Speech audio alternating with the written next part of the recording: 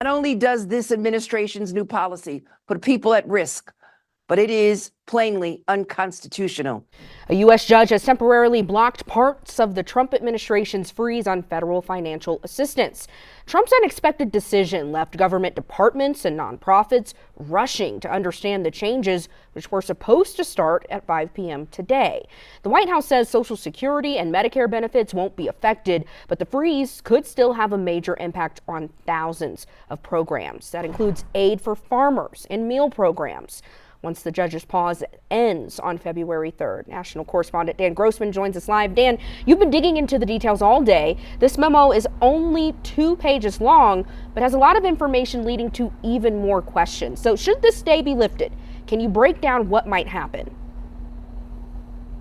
Yeah, so the short of it, Micah, is that the Office of Management and Budget will give these federal agencies until February 10th to submit essentially a self-audit of all of their spending. There's a 52-page questionnaire that they're going to have to fill out to determine whether or not these appropriations go toward causes that are in line with the Trump administration's priorities. I want to read you a quote from that memo that was sent out to federal agencies. It says, quote, "The use of federal resources to advance Marxist equity, woke transgender ideology, and Green New Deal social engineering policies is a waste of taxpayer dollars that does not improve the day-to-day lives of those that we serve."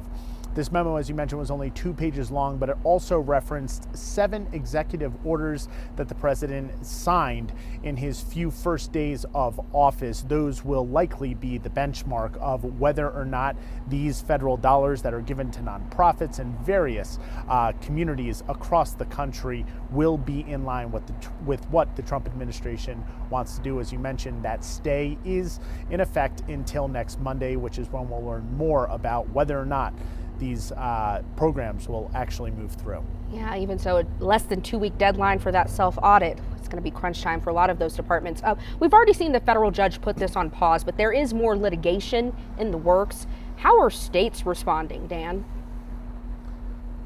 Yeah, so we know that several nonprofits have filed suit, but the real big one is the attorneys general from more than half the states, or nearly rather half the states, 23 in our country, Colorado included, have filed a lawsuit against the Trump administration saying this does not acknowledge, it is unconstitutional, the words that they use, because it does not acknowledge the separation between the executive branch and Congress, positing that only Congress has the ability to, delay or stop these appropriations as this memo is set out to do.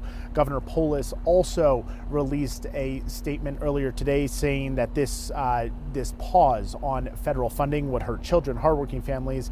He says it would jeopardize American jobs and businesses, harm hospitals. You think about the wildfires that broke out in California, something that we know here in Colorado can happen at any given moment. It could affect, fire prevention strategies and dollars that are given toward mitigation risks.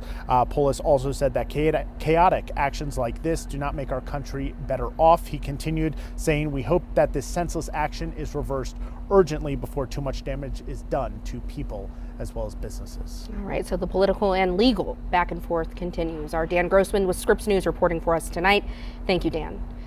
Let's get a little more Colorado specific. We spoke with Colorado Attorney General Phil Weiser as well today after the announcement he's joining those other attorneys general from across the country to also put a stop to the federal funding freeze. The AG called the president's order, quote, dangerous, illegal, and unconstitutional. Congress has committed to funding a range of programs from healthcare to public safety to highways. And now, for the first time in American history, a president on his own is saying, no, we're not funding those priorities. That violates the Constitution's commitment to separation of powers, and that's why we're going to court.